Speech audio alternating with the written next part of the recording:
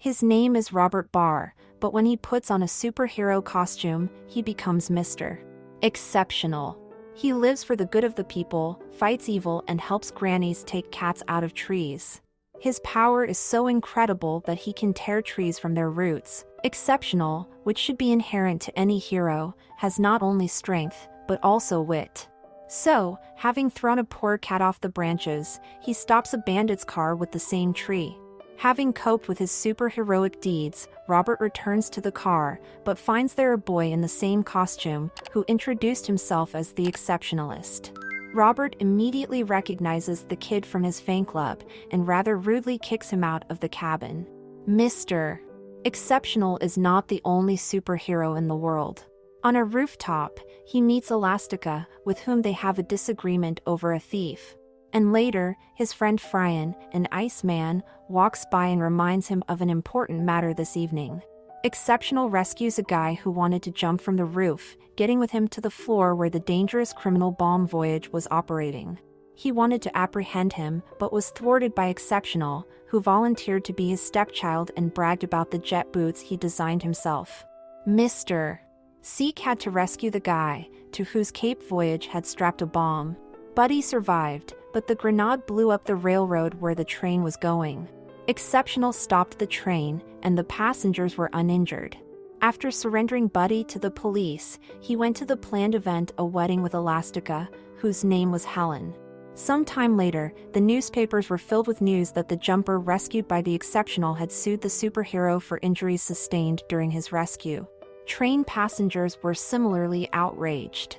Numerous lawsuits by ungrateful people led to the decision to ban superheroes. All the heroes went into the shadows, began to lead ordinary lives of ordinary people.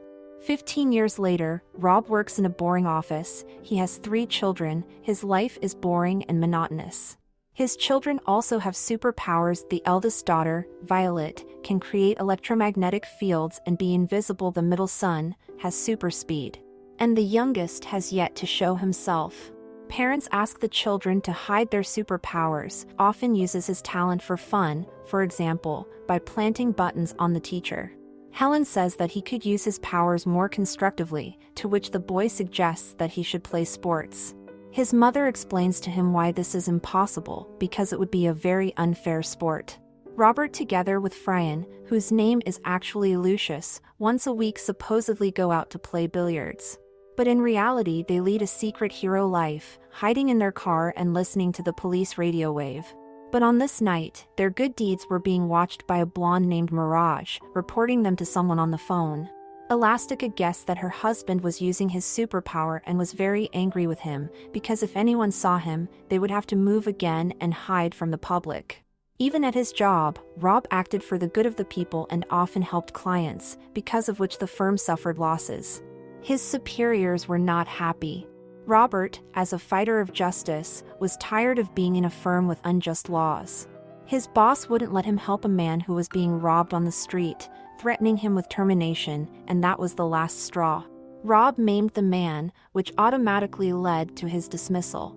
At home, he found a tablet with a video message on it. From Mirage. She addressed him as Mr. Exceptional and offered him a job with decent pay that he couldn't refuse. It was to disarm a robot that had gotten out of control. Rob says nothing to his wife about the dismissal and leaves under the pretext of a business trip. Rob meets Mirage and she takes him to the island where the robot lives, warning him that the mechanical monster can learn as it fights, recognizing his opponent's weaknesses. Robert quickly found an approach to it. He climbed inside the robot, causing it to self-destruct with its own claws as it tried to hit the enemy. This business trip breathed life into Rob. He started to train, lost the extra fat and got in great shape. When Mirage called again, Rob went to Edna Maud's atelier, asking her to fix his costume. She used to sew superhero costumes. Edna decides to make him a new costume. Rob asks her to add a cape to it, but Edna is against it, because a cape is very impractical and dangerous, and many superheroes have died because of capes. Rob goes to the island again, and in the meantime, Helen has discovered a blonde hair on his clothes and repair marks on his suit. The Exceptional One is again attacked by a more advanced version of the robot he has already defeated.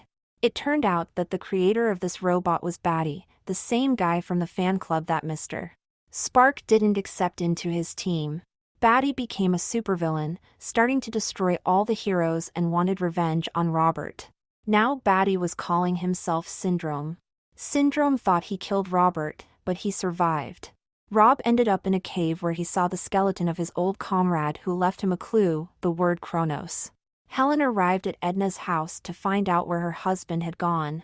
Edna showed her the costumes she made for her whole family.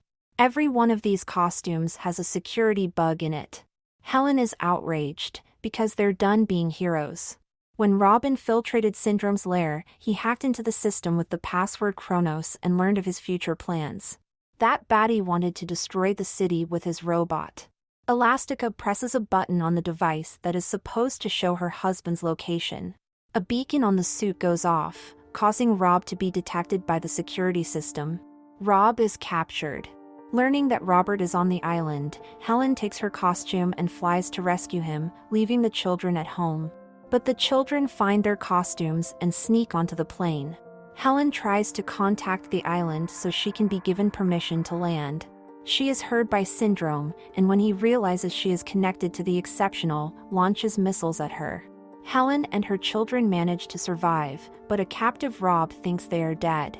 Seeing his suffering, Mirage, who happens to be on Syndrome's side, doubts the meltingly chosen side. Helen swims to the island. Ordering the children to stay in the cave, she goes in search of her husband. She sneaks into the building, disabling the guards in the process. By the time she arrives, Rob has already been freed and Mirage has rethought Syndrome's actions and come over to the side of good.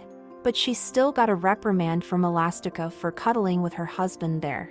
The kids worked well together, Quickness and Violet's magnetic field helping them out a lot. They meet up with the parents and destroy Syndrome's guards. But suddenly the villain himself appears, easily immobilizing them with his next device.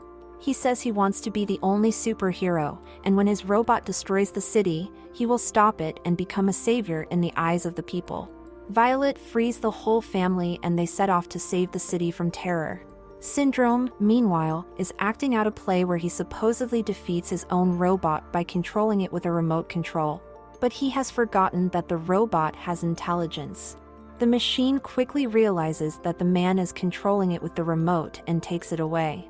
The Syndrome is trapped. The Exceptional family is already rushing into town, and they begin to fight the monster, with Fian joining them. Together they take the remote control away from the Smart Iron and kill it with their own klitsch. The town is grateful to the heroes for the rescue. On the way home, Helen checks messages from the nanny they left Jack with. The girl in a panic talks about the fact that something strange is happening to the baby. It turns out that the child began to show superpowers. The family hurries home, but at home they find Syndrome, who tried to kidnap their child to grow him into a supervillain. But the baby didn't like that idea. He turned into a toothy demon and escaped from the hands of the villain. Syndrome dies when his cape is sucked into the turbine. A few months later, the family's life changed for the better. Finally took up sports, trying to play fair. Violet became more open and confident. When there's a new danger in town, the whole family puts on costumes. Now they're working together to bring justice. That's the end of my story. Write in the comments whether you liked the cartoon and whether you have watched it before. Do not forget to subscribe to the channel, as well as recommend the cartoon to your friends. Thank you all for watching and see you soon.